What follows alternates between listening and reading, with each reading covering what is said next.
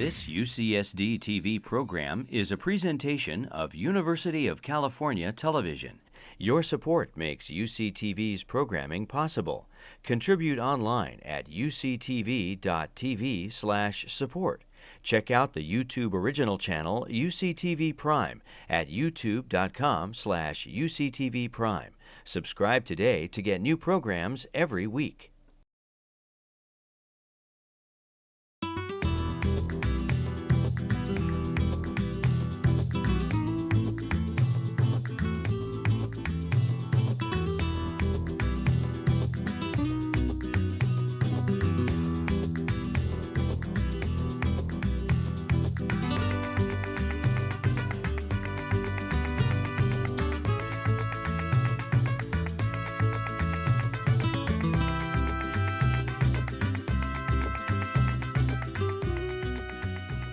Good morning. Thank you so much for being with us today. My name is Laura Castañeda. Welcome to Mexico Moving Forward 2012. This is a day-long celebration put on by the Center for U.S.-Mexican Studies and the School of International Relations and Pacific Studies. And we intend to have a lot of dialogue on Mexico's future today. So thank you for all of our guests, our speakers, our academics who came in to share a great conversation, and for those of you that are in the audience participating.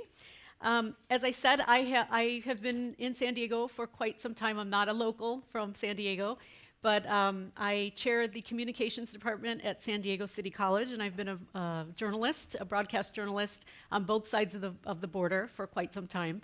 So it really gives me great pleasure to be here and to hear some of the dialogue that's going to take place today. America's finest city is not known for sunshine in the month of May or June. We have something called May gray and June gloom. So if you're going to vacation and come back to San Diego, don't come in May or June because you won't find the sunshine. But thank you so much for being here today. And for opening remarks, I would like to introduce Alberto Diaz-Callaros and Sujit Subramani, who are up here at the front. And I would like to first ask Alberto Diaz-Callaros to come up. He is an associate professor at the School of International Relations and Pacific Studies and the director of the Center for U.S.-Mexican Studies here at UC San Diego. Dr. Diaz-Callaros' book, Federalism, Fiscal Authority, and Centralization in Latin America, compares the evolution of Mexican fiscal centralization in the 20th century with Argentina, Brazil, and Venezuela. So, without further ado.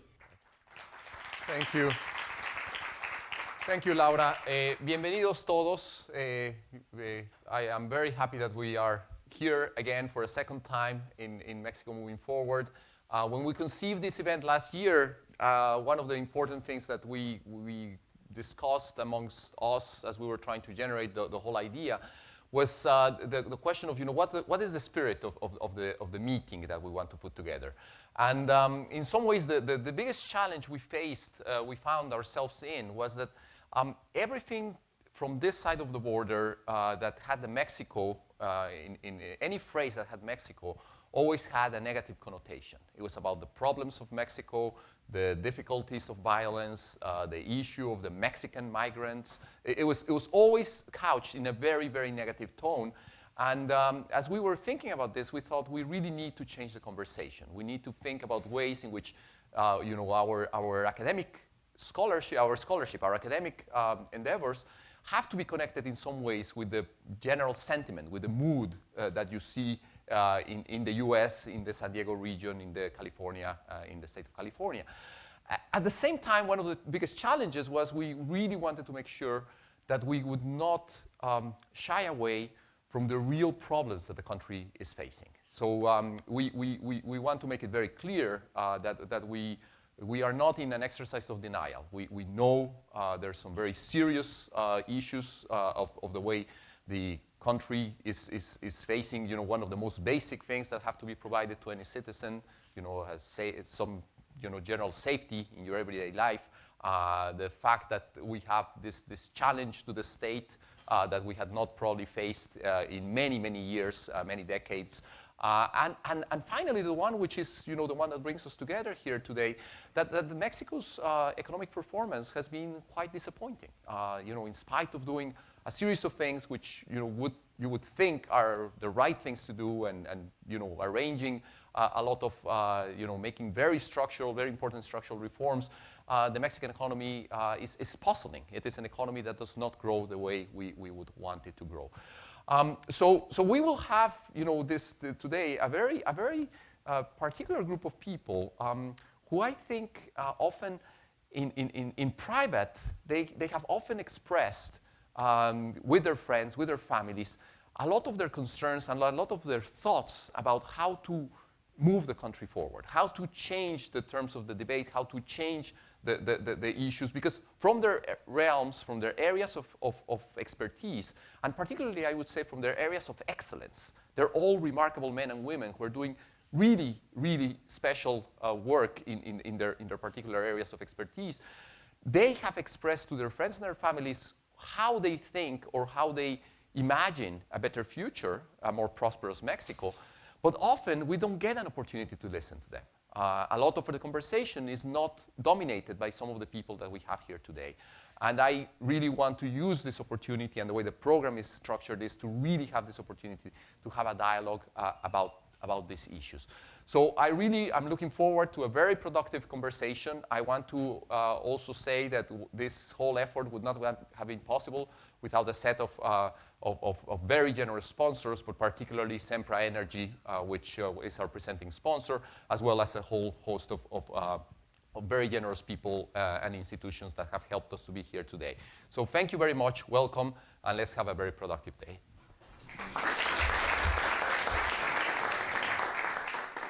And Sujit Subramani, the Executive Vice Chancellor of UC San Diego, is Executive Vice Chancellor for Academic Affairs and Professor of Molecular Biology at UC San Diego. He is world-renowned for his work in the field of organelle biogenesis and disassembly, for which he has won several awards, including the Sorrell Scholar Award and NCI Research Center Development Award and a Guggenheim Fellowship.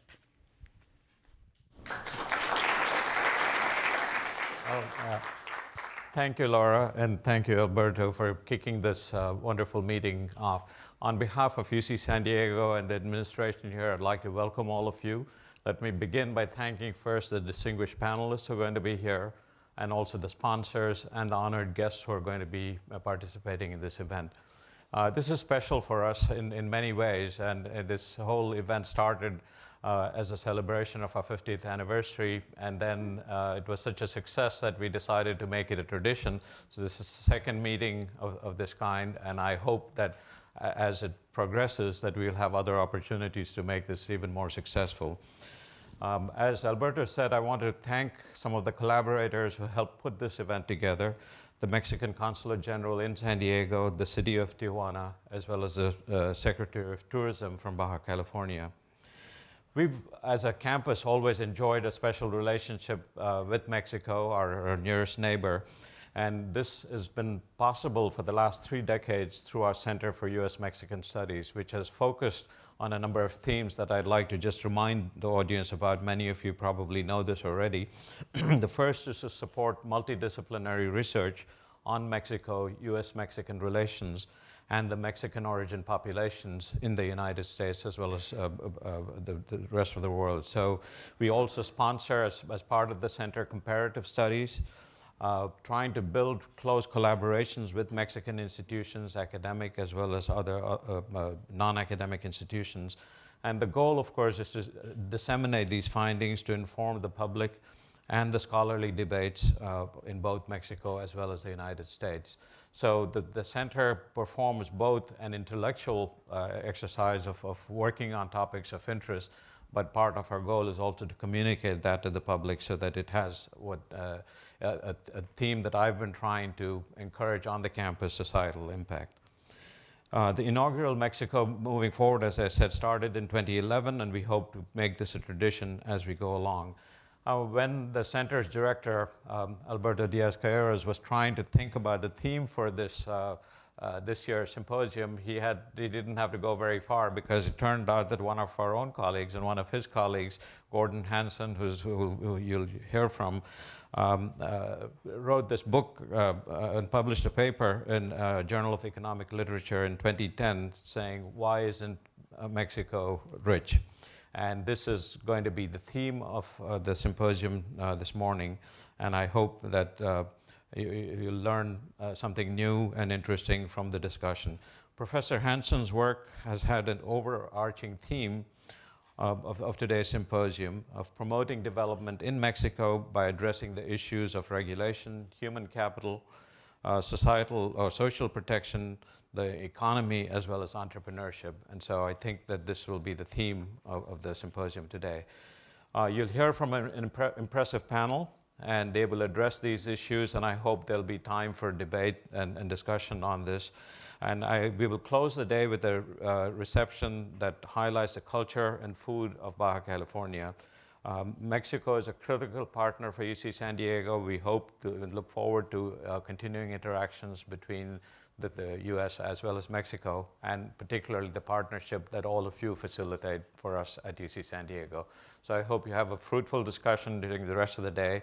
I'm glad it's going to be on UC TV, and please tell your friends about it, because my schedule, after a little bit of time, I will have to escape, but I hope to catch it at least on UC TV. Thanks again.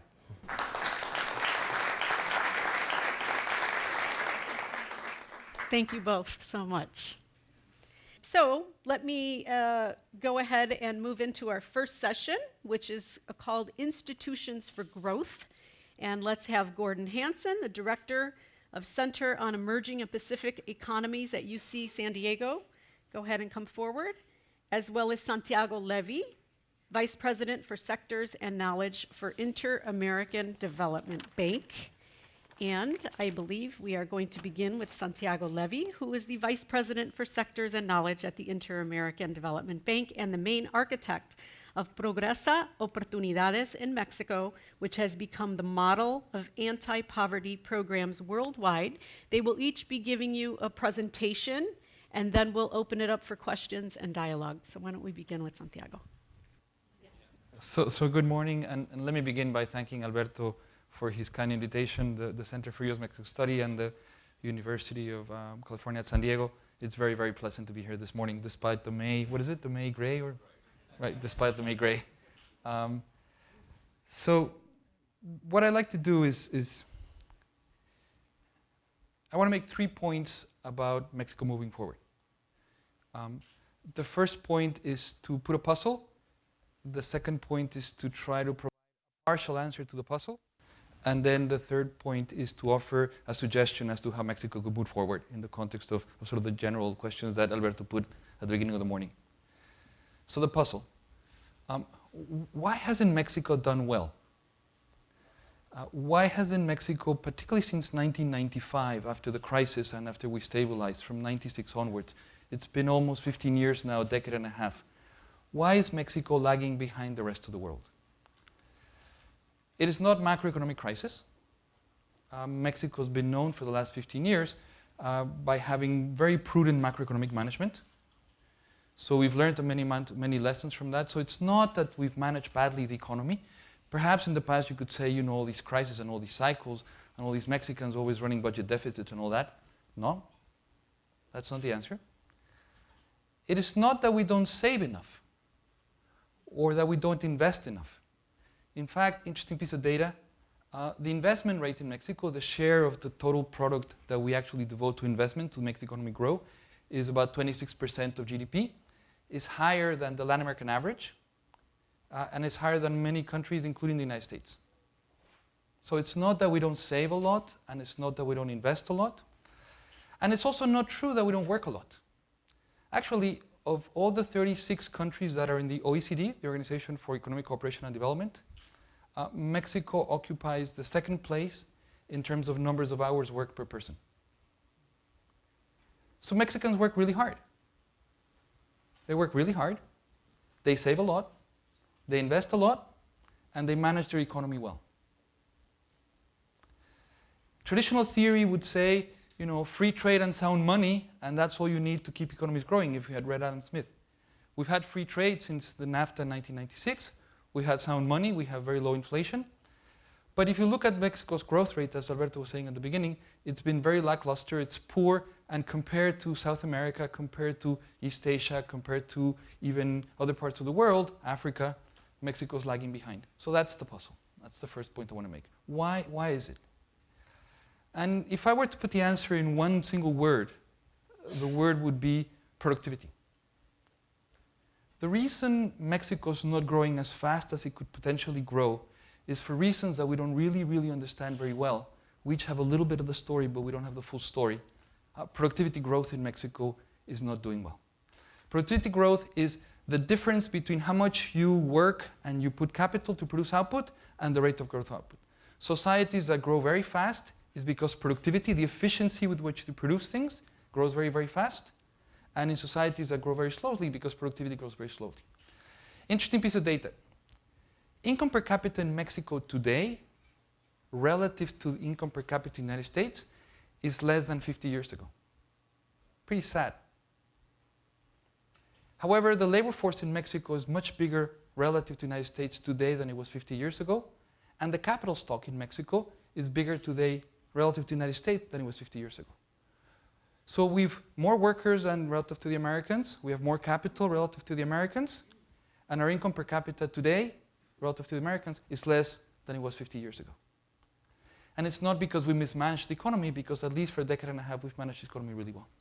So if Mexico is going to move forward, message one, if Mexico is going to move forward, it is only going to do so if whatever it does, it increases productivity growth.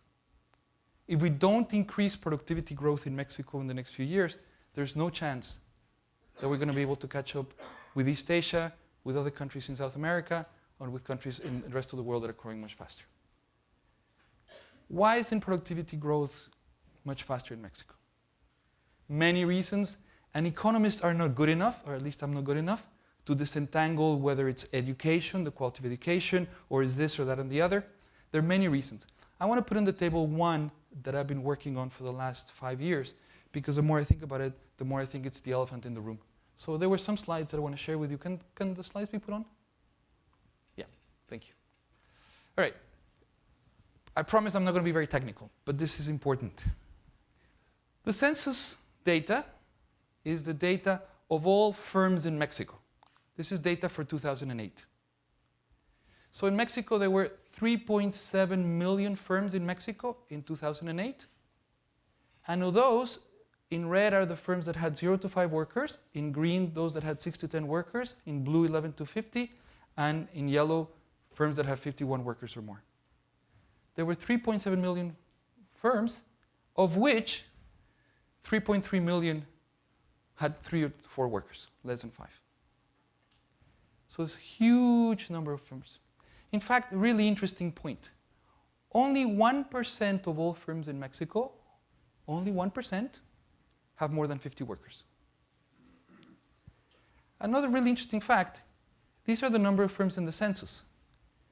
But firms registered, formal firms, firms that are registered with the tax authorities and firms that are registered with Social Security authorities, are these firms here. 800,000 firms. Of which these had 1 to 5 workers, these had 6 to 10, and all that. The little circles are drawn to proportion. And the first message is a very important message. More than half of all firms in Mexico, in fact, almost 2/3 of all firms in Mexico, are informal. These are called the changarros. Okay? How much labor training occurs in a changarro? How much technology adoption occurs in a changarro? How much innovation? How much new processes? How many of the stuff goes on in these little firms? Most of which, as I'm trying to show here, are actually illegal firms because they're not registered with the authorities, they're not paying taxes, they're not paying Social Security contributions, they're very small. So informality is big in Mexico. In fact, about 2/3 of all firms, I repeat, are in the informal sector. Now, the census doesn't really tell the whole story. Despite the fact that the census is called census, It's not a census. The census only captures economic activity in Mexico in what the Institute of Statistics call a fixed establishment. It has to have a roof, a wall, and it has to have machinery so that it holds economic activity. Anybody who's doing economic activity in the streets, and if you go to Mexico City, you see a lot of people selling you a juice in the corner here, a newspaper over there, shining your boots in this little corner there, or selling you whatever at the red light. All that economic activity is not captured in the census. So this little circle here is the actual labor force in Mexico, all Mexicans who work. In blue are all the workers in Mexico that are captured by the census. And what's amazing is that more than half of the workers in Mexico are not even in the census. They're not in the census because they're working out somewhere. These are the public sector workers. These are workers in agriculture. These are workers in urban areas, in firms captured by the census. And these guys over here are workers in the urban areas in Mexico that are actually working in the street. Self-employed, or in an establishment of 2 to 3 people selling you juice. You've seen them, right? There's one guy there who squeezes the orange juice, another guy behind there who's washing the glass with the orange juice, and a third guy who's collecting the money, and it's a little firm. It's a firm. There's capital. It steals electricity from the electricity rod. There are 3 guys there. There's labor. They produce output. Sadly, this is a huge chunk of the labor force in Mexico. But even the ones that are in firms, I distinguish here between the ones that are legally registered, working in the legal economy, formal, and the ones that are not. And if you see, in 1 to 5 firms, the vast majority of workers are actually not even registered. So when you think about Mexico, when people talk about the banks, and they talk about the financial sector, and they talk about the firms, and they talk about all that, this is the Mexico that they're talking about. Including public sector workers, this is the Mexico that they're talking about. The vast majority of Mexican workers either work on their own or work in a firm of 2 or 3 people, and they're informal. This is not the full explanation for why productivity in Mexico is stagnating, and they're sort of cause and effect, and it's difficult to distinguish cause from effect, and these things feed back on each other. But certainly the point that I want to make here is that a big chunk of the explanation of why productivity growth in Mexico has been stalling has been we have a very, very large informal sector.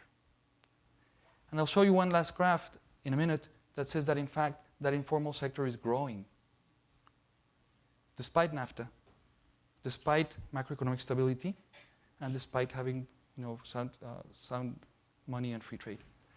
This next slide is interesting because it sort of tells a story what I think is going on in Mexico, and if we want to move forward, what we have to escape from. You have to ask yourself the question, why are so many people informal? Why are so many firms informal? And the answer is because it's probably in their best interest. Otherwise, they wouldn't do it. There was this famous guy who stole money from banks many, many years ago in the United States. I forgot the name of the thief. I think it was called Jesse something. And they say, why do you always steal from the banks? And he would say, well, that's where the money is. So why are there so many people in the informal sector, firms and workers? Because it pays from a private point of view to be in the informal sector. And in fact, what has happened in Mexico over the last decade and a half is that the government is subsidizing the informal sector ever more. Because think from a social perspective, from a social point of view, what does it really mean to have a very large informal sector? It means having more than 2/3 of your workers not having coverage of health insurance. Having more than 2/3 of your worker without access to a pension, or to a housing subsidy, or to a daycare subsidy, or to any sort of benefit. And what the government has created in Mexico over the last decade and a half started many, many years ago, but in fact since the administration of President Cedillo, then with President Fox, then with President Calderon, has been a vast social network of benefits that are given to the informal sector actually for free. So this is the message that the Mexican government tells a firm.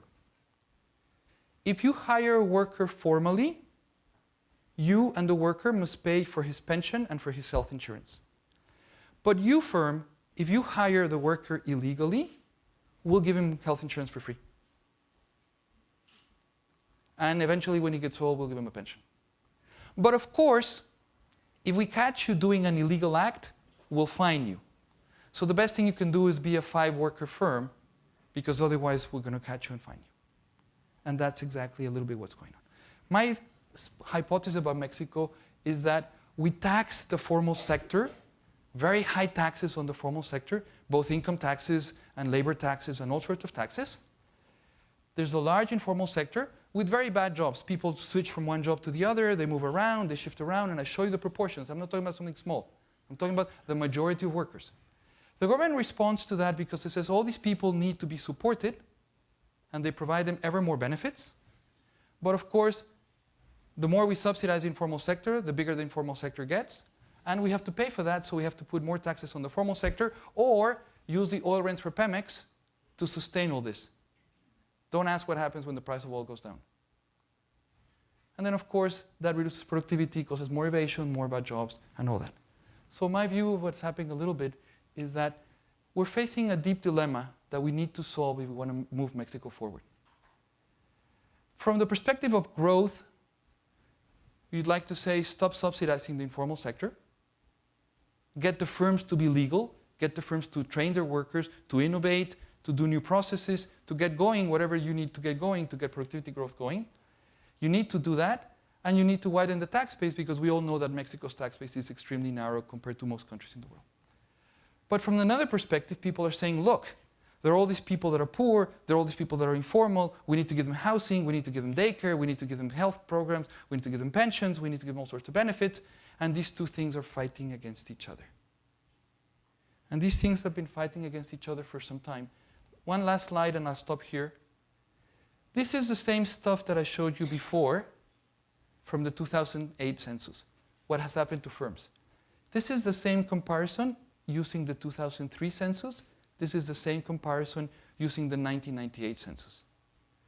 So this is what has happened to the growth of formal firms in Mexico. This is what has happened to the growth of informal firms in Mexico. And just check what happened over the last 10 years. Mexico went from 2.8 million firms to 3.7 million firms, roughly 800,000 new firms. But most of them, small. And most of them, illegal. There were 680,000 registered firms, 800,000 registered firms, so 900 new firms, only 100,000 firms, legal firms. This is going on. No country will move forward if it has a situation in which productivity is stagnating, and is stagnating because they have a huge informal sector. So let me close by suggesting a way forward, a way to get out of this. And this is relevant because I think the country faces an opportunity that we can certainly not waste. When things are so bad, economists would say, when the equilibrium is so inefficient, there's always possibility of constructing a win-win solution. To moving to an equilibrium, to a situation that is better from everybody. I think Mexico is so bad, the equilibrium is so inefficient, that in fact we have faced an enormous opportunity to actually move forward. And I think this opportunity has to recognize that we have to reconcile these two objectives of productivity growth and social welfare in a different way than we're doing it today. We Mexicans aspire to a much more equitable society, and we surely deserve it. But we cannot construct an equitable society on Pemex rents and on illegality and low productivity, because eventually we will never be prosperous. We've got to reconcile the equity objective with the productivity objective. And what we need to do is we need a new social pact altogether. We need a major redesign, not small tinkering with the edges, a major redesign of the social pact in Mexico that offers all Mexicans a bundle of benefits that we can all agree whatever they want, health insurance, pensions, disability, daycare, housing. We've got to fund that properly, not with Pemex oil rents, and not with taxes on a subset of people in the informal sector, but with a proper tax reform. And we've got to unleash productivity growth by taking away from firms and from workers in the formal sector the huge burdens that they're paying today in terms of taxation for labor and taxation for firms. If you unleash firms in Mexico, if you take away the huge amount of burden that they pay on taxes, There's no reason why productivity growth in Mexico could not grow by 3-4% more, at least in the initial years. And that would make a huge difference. Mexicans are used to say, poor Mexico, so far away from God, so close to the United States. I think that's wrong. We can say, we might be far away from God, but why we're lucky, so close to American universities. With so much knowledge within a half-an-hour flight, why is it that there's not much innovation? And why is it that a lot of the talent is moving here and not staying there to construct a prosperous country? And the reason is the incentives are wrong. And unless we change the incentives drastically, deeply, from the bottom, we'll sit here next year, and the year after that, and the year after that, asking why Mexico is not moving forward.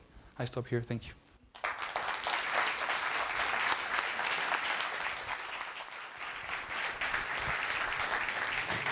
Thank you. And to continue our discussion on growth, Gordon Hanson, Professor of Economics and Director of the Center on Emerging and Pacific Economies at UC San Diego, and speaking about his book, which was mentioned earlier, Why Isn't Mexico Rich?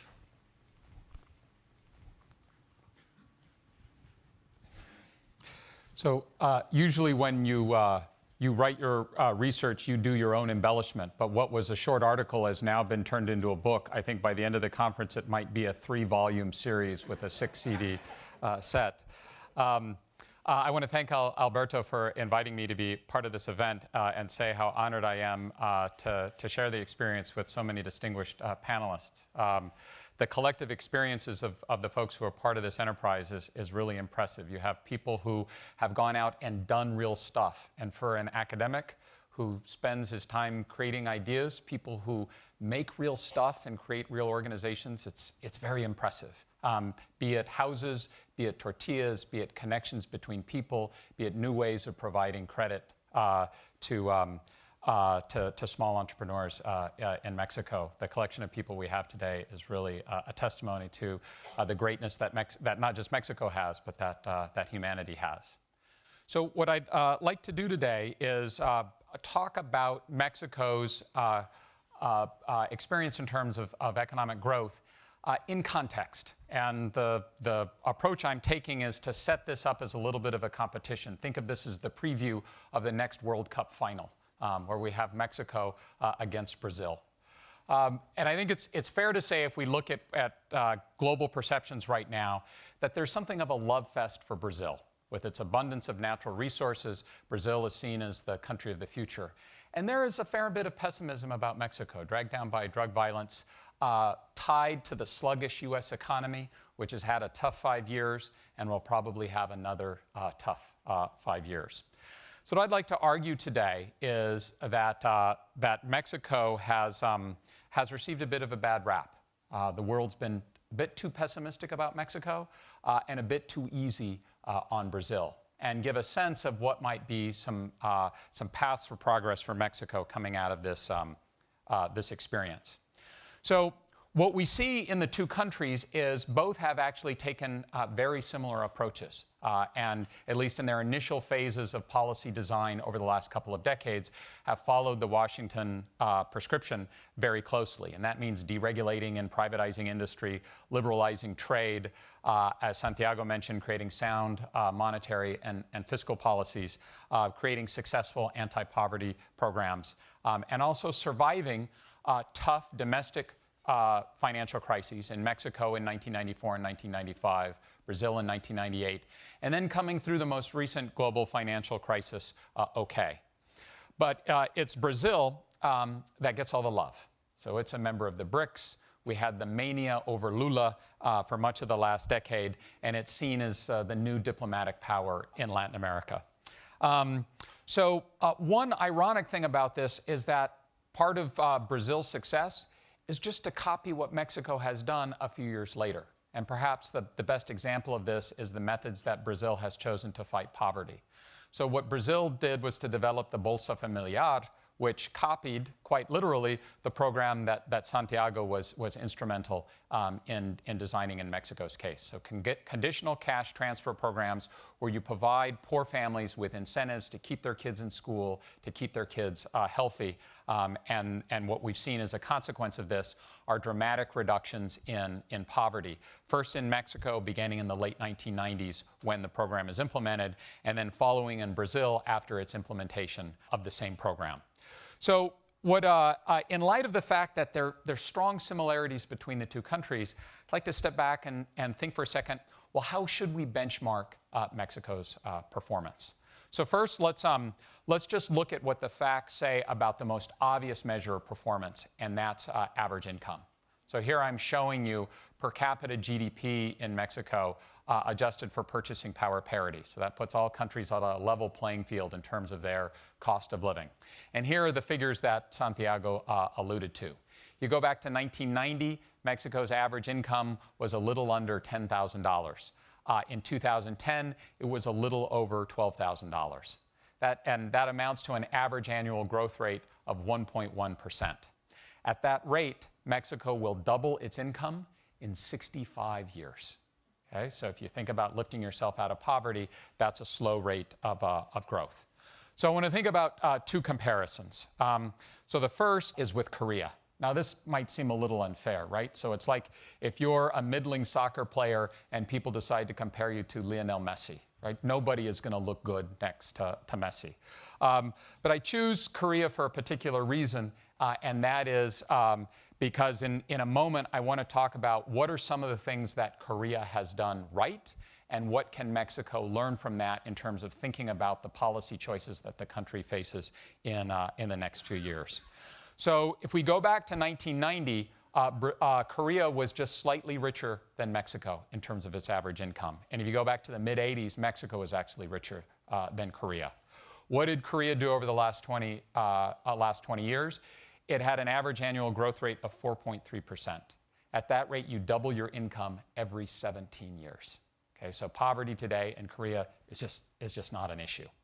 So this comparison is tough on Mexico. But now think about the comparison of Mexico to Brazil. Brazil, the country that's had this global commodity boom, that's sort of emblematic of new emerging economies. Here, Mexico doesn't look so bad. Brazil has done better. Its average annual growth rate over this period is 1.7%. At that rate, you double your income every 42 years. Okay? That's not Korea, but it's better than every 65 years. Still, for a country that's benefited from this massive increase in demand for the stuff it produces coming from China and India and other emerging economies, if I were a Brazilian policymaker, I would have said, you know, we should have hoped for more. I want to think about that for a bit and think about what has Mexico lived through in the past 2 decades in terms of helping us understand this growth experience that it's had. So let's do just a little bit of economic history, and Santiago set this up very well for talking about Mexico's experience around NAFTA and the policy choices that it made. So after the 1994-1995 peso crisis in Mexico, what happened was the emergence of an economic strategy that really put export growth at the center of the economy. So if you go back to the early 1990s, trade was around 18% of Mexico's GDP. Following the severe depreciation of the peso and the change and the implementation of NAFTA, what happens?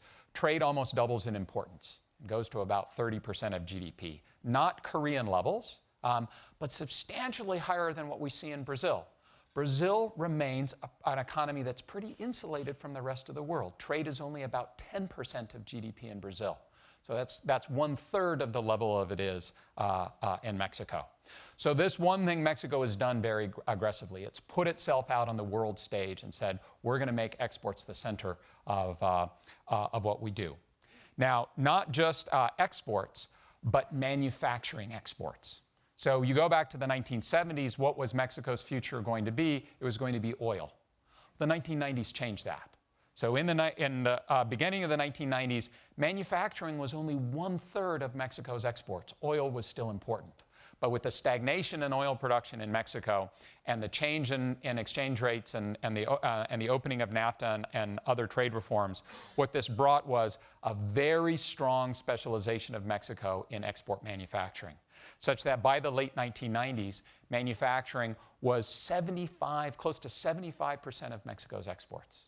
Okay, so in the late 1990s, this looked okay. It had helped Mexico achieve a dramatic recovery from the peso crisis. And even with the problems of low productivity growth associated with informality, 1998, 1999, you would have said, Mexico's on a path for serious recovery. Then what happened? Well, Mexico had some extraordinarily bad luck that came in the form of China's emergence as a global powerhouse. Okay, so the timing of Mexico's emergence was just before China's emergence. And I don't think you can understate this point. You go back to 1995, and so here we're about 10 years into the process of reform and opening in China. And China was still finding its way. I think there's a wonderful new biography by Ezra Vogel of Deng Xiaoping, which talks about the process of economic reform in China during the 1980s. It wasn't at all clear by the late 1980s which direction China was going to head. The hardliners were pushing for more state control. The Tiananmen Square events brought conservative elements very much back into power. And it wasn't until the early 1990s when Deng Xiaoping had the brilliant insight to go on vacation and take a tour of the parts of China that had been most aggressive in experimenting in reform, that China fully embraced foreign trade and foreign investment as its path for economic prosperity. Now, the timing there for Mexico was tough, because what did China do? It unleashed its capability for growth that was a byproduct of the fact that the Mao-era policies had kept China severely below its long-run potential. So here's a country with a strong latent comparative advantage in manufacturing, and it finally gets itself together to unleash that potential. And when does that happen? Right when Mexico's kind of getting its act together on the export manufacturing front. So China goes from accounting for 3% of global manufacturing exports in 1995 to 14% of global manufacturing exports in 2010. And it's really a phenomenal chain of events. So that's the context in which we have to understand that 1.1% growth in Mexico, inclusive of the set of policies associated with distortions that keep Mexican firms too small and its workers too informal. It's faced a very tough global economic environment. How is it done? Well, it managed some growth during that period. And as you look forward, what do you see? Well, the China threat is starting to subside. We've gone through the period of China's emergence, rising wages, moving into more high technology goods, and an increasing orientation towards the domestic economy creates some space for Mexico to reemerge as a center for global manufacturing. But for Mexico to take advantage of those opportunities, it's got to do some things to help itself. And Santiago has quite lucidly discussed what needs to happen in terms of social policies. So I'd like to talk about, very briefly, a couple of other dimensions. And here we're going to come back to the comparison with Korea. So to summarize, Mexico's had the bad luck to produce what China also produces. And that means for Mexico, China's a rival. Brazil's had the extraordinary good luck to produce what China buys, which makes China an ally. In that light, the differential performance of the two countries actually makes Mexico look pretty good. So what does East Asia's experience tell us about what countries need to succeed in global manufacturing? It's a long list. I want to focus on just 3 elements that I think are quite important for thinking about the next generation of policy reforms in Mexico. One is access to finance. You want those small firms to grow into medium-sized and large firms. What we need is to channel finance to entrepreneurs. And here is where Mexico really stands out. If you look at the credit that is channeled to the private sector as a share of GDP in Mexico, Mexico comes in about last place among middle-income countries. Substantially worse than Korea, and even significantly worse than Brazil. So the theme of social entrepreneurship and what and what organizations in Mexico are doing, like Banco Compartamos, in order to channel resources to the private sector is a fundamentally important part of Mexico's opportunities to improve its performance. Second, what has East Asia done well? It's embraced digital technology. Okay? It has made access to cell phones and broadband internet a fundamental part of their economic strategy. Here again, Mexico lags. To look at cell phone use in Korea today, what you have is basically one cell phone prescription per individual in Korea, a rate it achieved in the mid-2000s. Mexico is coming along on this front, but for a country at its income level, it's been a slow adopter. And this is something that many feel hold countries back when it comes to manufacturing performance. But where Mexico really singles itself out is in terms of broadband internet penetration. What we have in Korea is 35 broadband internet users per 100 people. What we have in Mexico is 10. Okay, so here is perhaps part of Telmex's legacy and the choices that Mexico has made, restraining the capacity of digital technology to unleash Mexico's competitive potential. Final issue we turn to, as always, is education. What's happened in Mexico? Steady progress. So what we see is average education levels among the working age population rising steadily over time in Mexico from a little over 6 years, so a primary education in 1990, to around 9 years today. So that's significant progress. And so now it lags behind Korea, but everybody lags behind Korea on this dimension. But you look at this and you say, well, that manufacturing capacity, Mexico now has a trained enough, an educated enough labor force to really do something with. With that level of education, you shouldn't have an industrial stock that's predominated by firms with 2 or 3 workers. So the potential is really there. So I think now we're left with the situation where Mexico has survived an incredibly difficult period, and it's survived it. It hasn't come shining through. But it's done pretty well when you certainly benchmark it to a country like Brazil, which in that period, I would say should have done substantially better. It should have had a lot more money in the bank at the end of that period. And what Mexico has done, something that Santiago alluded to, it's in effect let a lot of money sitting on the table. So we have changes that can be made in the way financial markets work, in the way that social policy is governed, in the way that technology is regulated. Easy changes, well, not easy to do, but easy to generate productivity growth from, that Mexico has yet to enact. So it has a lot of arrows in its quiver that it is set to use. And so here we come with the challenge. We'll have a new presidential administration by this summer.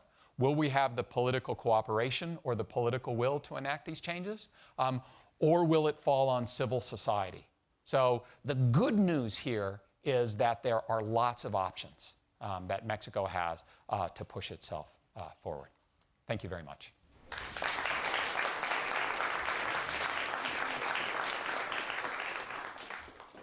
We have our first question that has come in from Marco, who doesn't tell us where he's tuning in or what his affiliation is.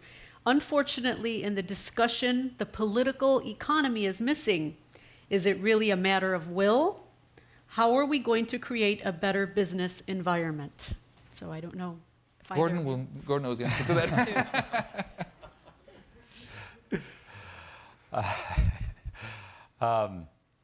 So you have, Mexico has this predicament in which you have a collection of interests who benefit from the set of distortions that exist in the economy today that prevent the country from unleashing its potential. And it's easy to identify culprits. You can identify what the teachers' unions have done. You can identify what certain telecommunications companies have done.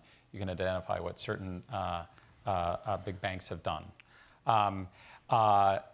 In the end, the pressure for change rarely comes from the interests that are being served by the current system. It comes from the population as a whole. It comes from civil society. And occasionally it comes from the rare visionary leader who you have the good fortune of showing up. So the change will come when the civil society in Mexico is able to articulate its demands in a way that pressure the political system to make changes. A lot of political scientists look at the configuration in Mexico between those three parties and say, it shouldn't look like this in 25 years. It's not a stable outcome. Now, how long will it take us to get that reconfiguration? We don't know yet. It may take the second coming of the PRI and whatever happens for us to figure out what the long-term political alignment will look like. You wanted to add something? Yeah, I think the question is very pertinent, very difficult. I would say this. I don't think Mexico's current equilibrium is bad. What I would say is it's sad. If you have an economy that grows at 3.5% a year and that takes 2% of GDP in oil rents, it's sufficiently good to keep a situation stable. It's sad because it could be so much better. What is the incentive to change from that equilibrium? There's not a strong one. It's not a strong one because it is not like people are suffering tremendously. In fact, poverty has been coming down. It is not that benefits are not being delivered. They are being delivered at increasing rates with clientelism and distortions and whatnot, but they're there. And large businesses see an economy of 40 million consumers. We're 110 million people, so they see the 3 or 4 deciles top of the distribution, which is a good-sized country of 30, 40 million people, in which they can serve that market and there's opportunities. So this equilibrium can be very persistent. It's just very sad. Because if you changed it, you could have an economy that could look like Korea.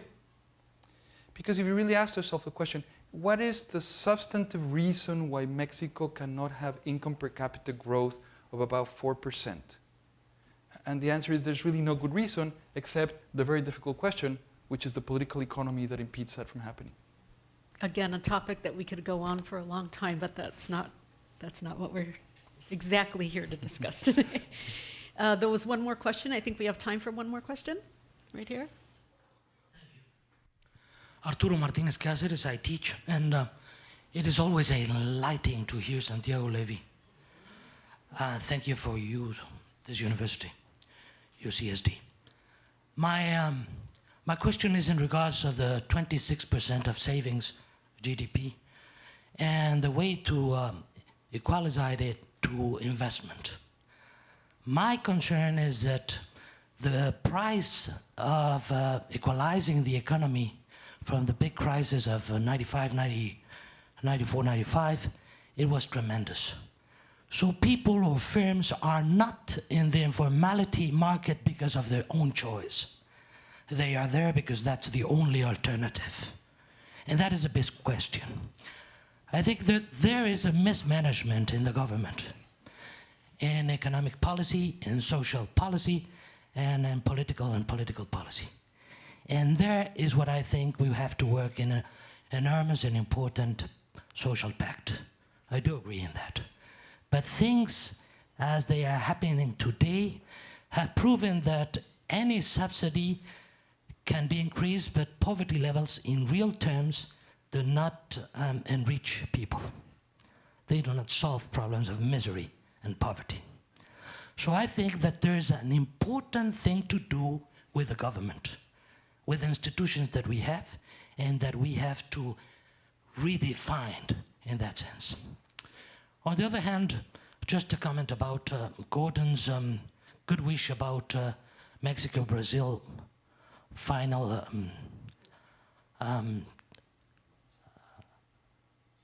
soccer controversial or conflict solution. I think, of course, that Mexico will win if we do not get to the penalties. And that is what we have to solve. I think you were making a little bit more of a statement than a direct question, but I don't know if either of you would like to follow up. The question is about the importance of the social pact. I think that we do not deserve to undermine the responsibility of the government in this, especially due to pan governments that have been terrible in many aspects. So I agree partly with your statement. I think macroeconomic management in Mexico, and you've got to take the square root of my opinion because I was partly involved at some point in that, I think on the whole has been fairly competent. And the administration of President Calderon, I think, has been very responsible and very competent in the management of macroeconomic policy, both the Ministry of Finance and the central bank. And I think the same was true for the administration of President Fox and before that. The problems with Mexico are not with the macroeconomic management of the country. I fully agree, however, in the other part of your statement, which is we need a new social pact. We need a new social pact, but it cannot be a self-standing social pact. If it's going to be a little bit more than rhetoric and poetry, it's going to be a new fiscal pact. It's going to be a new fiscal pact in which we do raise the tax revenue, and then we turn around and we spend the tax revenue in a more intelligent way than we're doing it today, rather than distorting everybody's incentives the way we're doing it now, by cleaning up incentives and giving firms a much better space for them to grow, but at the same time extending to all workers. So I've made a proposal to have a fiscal reform to provide everybody with the same social benefits, to have universal social benefits, but to sustain that in a fiscal reform that is equitable, that is fair, but does not depend on Pemex, and that we not construct a prosperity on the back of a single oil enterprise. We have to pay taxes if we want a prosperous country. And we need a fiscal pact, and on the side of that, a social pact. On that score, I would agree. Professor, did you want to add anything to that? So to end on a note of optimism, Mexico faces challenges in redesigning its social and tax policy, as do many countries in the world. In the United States, we face that issue quite severely. But Mexico faces those challenges from a situation of fiscal soundness. There's no looming debt crisis in Mexico. It has, which gives it a fair amount of room to take the time to be thoughtful and not do things that are under the fiscal gun that Greece has recently faced, that Spain will face shortly, as will Italy, as may France, and as will the United States sometime in this decade. Very good. Let me thank our first panel, Professor Gordon Hanson and Santiago Levy. Thank you very much for your insight. And we will take a 15-minute recess. Please be back here in 15 minutes.